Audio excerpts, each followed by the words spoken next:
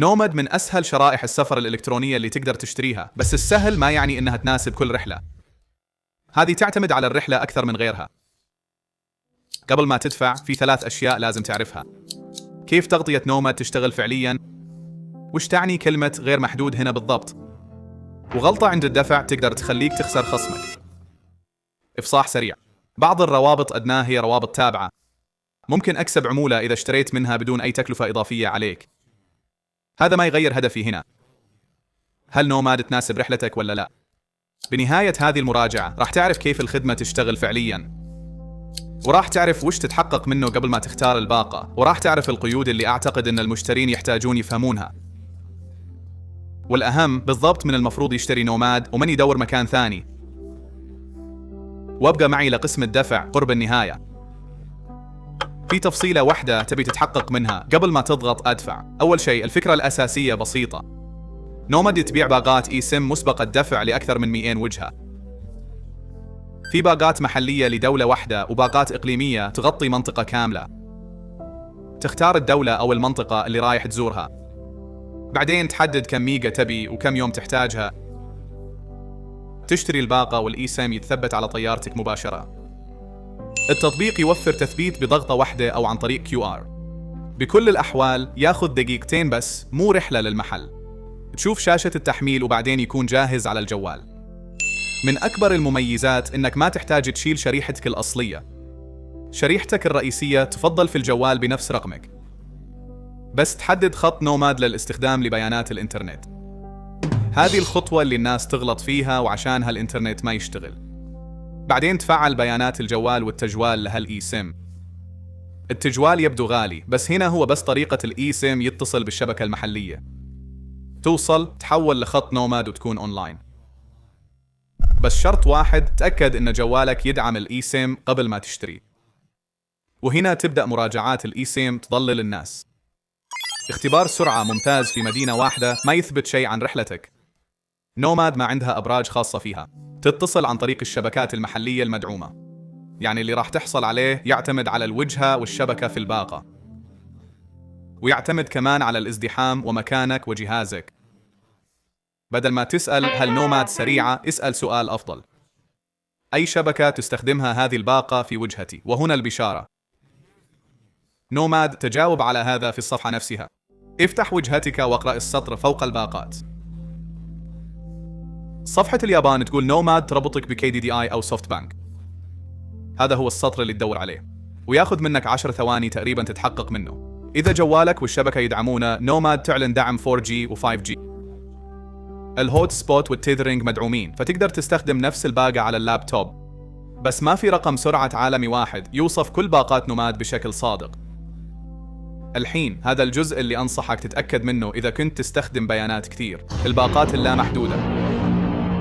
اللامحدود يبدو إنه بيانات بكامل السرعة طول اليوم بدون تفكير، لكن هذا مو بالضرورة معناه. باقات نوماد اللامحدودة تشتغل تحت سياسة الاستخدام العادل المكتوبة في تفاصيل الباقة. في هذه الباقة بعد 2 جيجا بايت في اليوم السرعة تنخفض ل 512 كيلو بت. مكتوب إنها تستمر 24 ساعة بالكثير قبل ما ترجع السرعة الكاملة. فما تختار باقة لا محدودة بس على أساس كلمة لا محدود. افتح تفاصيل الباقة واقرأ الحد اليومي قبل ما تشتري. وبينما أنت فيها شوف صلاحية التفعيل كذلك. لأغلب الباقات تقدر تشتري وتثبت الشريحة الإلكترونية قبل سفرك. تفضل ما اشتغلت بعد، والعداد ما يبدأ إلا لما تتصل. نوماد يعطيك 60 يوم لتفعيل الباقة العادية بعد الشراء. خلها فترة أطول وتفعل لحالها في اليوم ال60، سافرت أو ما سافرت. تايلاند هي الاستثناء اللي لازم تعرفه. باقات نوماد لتايلاند مختلفة.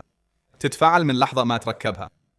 فركب باقة تايلاند بعد ما تنزل، مو قبل رحلتك بأسبوع. في سبب ثاني، تقرأ تفاصيل الباقة قبل ما تفعل أي شيء. الاسترجاع. نوماد يطلب طلب الاسترجاع خلال 30 يوم من تاريخ الشراء. إذا ما ركبت الإي سيم وما فعلت الباقة، يرجع لك كامل مبلغك. بس لو فعلت الباقة، نوماد يقول الاسترجاع الكامل ما هو مضمون. وفي باقات ما ترجع أبد. كل الباقات اللامحدودة: باقة تايلاند 50 جيجا، باقات مكالمات بريطانيا، وباص نوماد لأوروبا.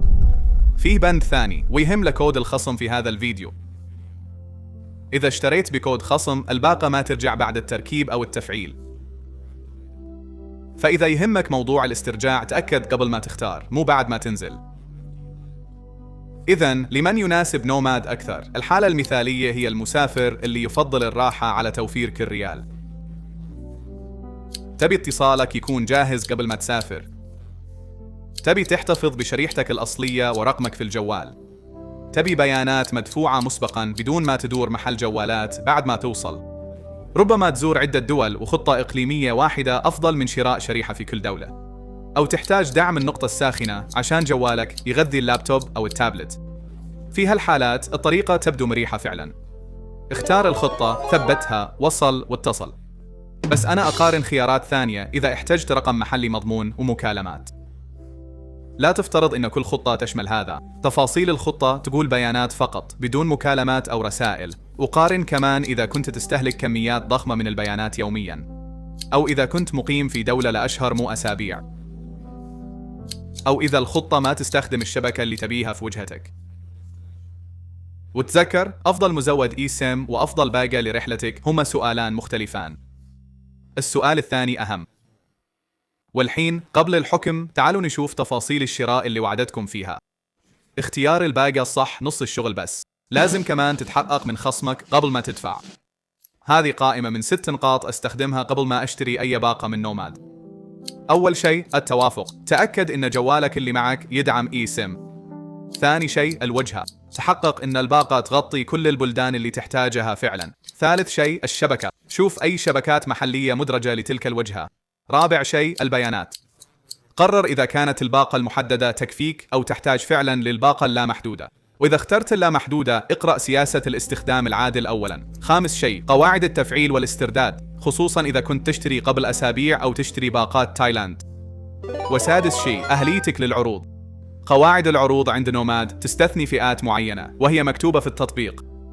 الخطط المعروضة بالفعل للبيع، الخطط اللي أقل من $5، الخطط اللامحدودة، إضافات البيانات وبعض عروض تايلاند. تقدر تشوفها في صفحة المتجر. بعض الخطط عليها علامة التخفيض أصلاً. ما تختار خطة أسوأ بس عشان يشتغل الكوبون. اختار الخطة الصح أول وبعدين شوف إذا ينطبق عليها الخصم.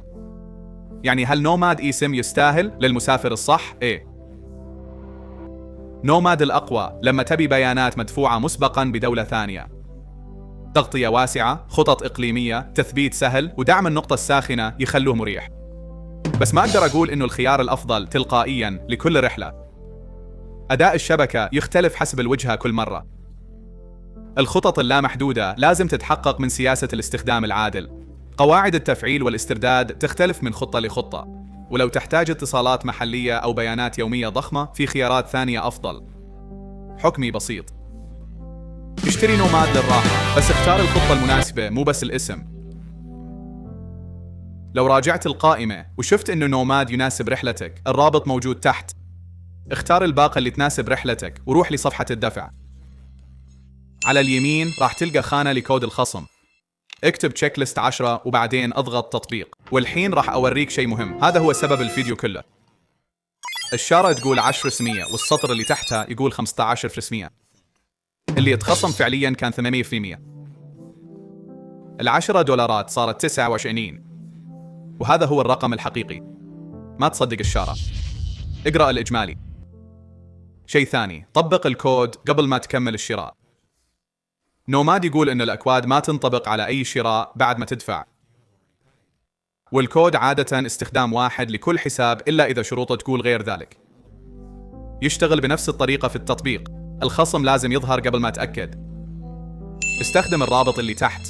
اختار الباقة المناسبة وأدخل تشيك ليست 10. وتأكد إن الخصم ظاهر على الإجمالي قبل ما تدفع. سفر سالم.